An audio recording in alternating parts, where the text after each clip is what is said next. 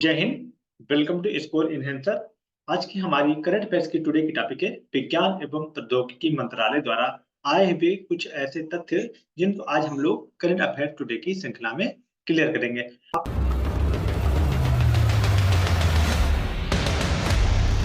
आपको बता दें आज की जो हमारी टॉपिक है वो अंटार्कटिका महाद्वीप में खोजे गए आयनोस्फेरिक उपग्रह आधारित नेविगेशन के ऊपर है।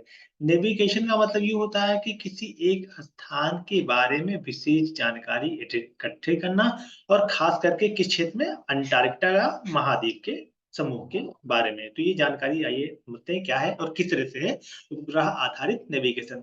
तो अंटार्कटिका की ठंडी अंधेरी सर्दियां और तेज धूप वाली गर्मी आयन मंडल में एक रहस्य छुपाए हुए है जिसे वैज्ञानिकों ने हाथ में खोज निकाला। तो ये जो हाल में खोज निकाला है ये किसके बारे में है, बहुत अच्छे से जानिए।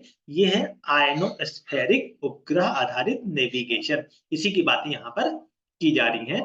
गर्मियों में 24 घंटे सूरज की रोशनी और सर्दियों में पूर्ण अंधेरे की परवाह किए बिना आयनोस्फेरिक का घनत्व दिन रात अलग अलग रहता है। तो ये बातें हमारे लिए ज्यादा जरूरी है। अंटार्कटिका के भारतीय स्टेशन, आपको बता दें कि भारतीय स्टेशन अंटार्कटिका में भारत सरकार द्वारा स्थापित किया गया एक रिसर्च सेंटर है। एक दशक तक चले आयनोस्फेरिक अवलोकन में गर्मी और सर्दियों के बाद विषुव महीनों में अधिकतम कुल इलेक्ट्रॉन गणना जिसे हम टीईसी के साथ पर्याप्त मौसमी भिन्नता पाई गई है। इस प्रकार के दीर्घकालिक अध्ययन और उपग्रह आधारित नेविगेशन एवं संचार प्रणालियों में आयन मंडल के प्रभावों को समझने और उन्हें कम करने में सहायता प्रदान करते हैं। तो ये जो आयन मंडल है इसके प्रभाव को समझना है और इन्हें हमें क्या करना है, कम करना, और इसी के प्रभाव को हम लोग यहाँ पे समझ रहे हैं। आयन मंडल पृथ्वी के ऊपरी वायुमंडल का एक हिस्सा है जो आंशिक रूप से आयनित है, जो 100 किलोमीटर से 1000 किलोमीटर तक फैला हुआ। आपको बता दें कि वायुमंडल की परतें होती हैं और ये आयन मंडल ऊपर वाली परत को बोला जाता है। ध्रुवीय क्षेत्रों में आयन मंडल बहुत ज्यादा गतिशील है और अंतरिक्ष मौसम की घटनाओं और मैग्नेटोस्फीयर आयनोस्फीयर प्रणालियों में संबंधित प्रक्रियाओं के लिए एक प्रमुख ऊर्जा स्रोत के रूप में काम करता है, क्योंकि इस क्षेत्र में चुंबकीय क्षेत्र रेखाएं लंबवत होती हैं।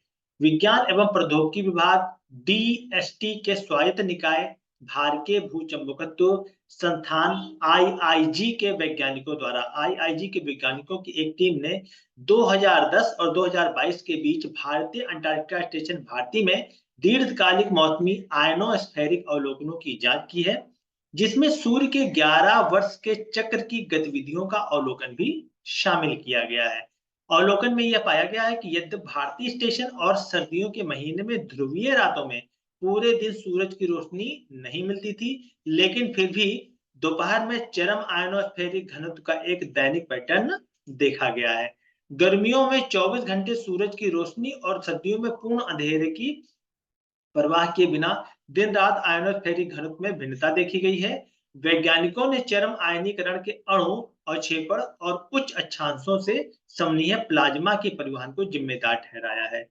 इसके अलावा गर्मी के महीनों में जहां ध्रुवीय दिनों में 24 घंटे सूरज की रोशनी रहती है, अधिकतम आयनोस्फेरिक घनत्व भारतीय क्षेत्र में ध्रुवीय रातों की तुलना में लगभग दोगुना था। तो इन्हीं बातों की परिचर्चा आज यहाँ पर की जा रही है। यह अध्ययन जर्नल ऑफ पोलर साइंस में प्रकाशित भी हो चुका है। आपको बता दें यही से क्वेश्चन हमारे सबसे ज्यादा पूछे जाते हैं। इस प्रकार दीर्घकालिक अध्ययन में हमें उपग्रह आधारित नेविगेशन एवं संचार प्रणालियों में आयन मंडल के प्रभावों को समझने में और उन्हें कम करने में मदद करेंगे। तो ये जो बातें थी आयनोस्फेरिक अध्ययन को लेकर के थी और इसी से संबंधित बहुत सारी बातें इस कार्यक्रम में साझा की जाती रहती हैं। तो आज के क्लास में यहीं तक, मिलते हैं नेक्स्ट सेगमेंट में नए तत्व और नए विश्लेषणों के साथ। तब तक के लिए स्कोर इनहेंसर की तरफ से जय हिंद, जय भारत।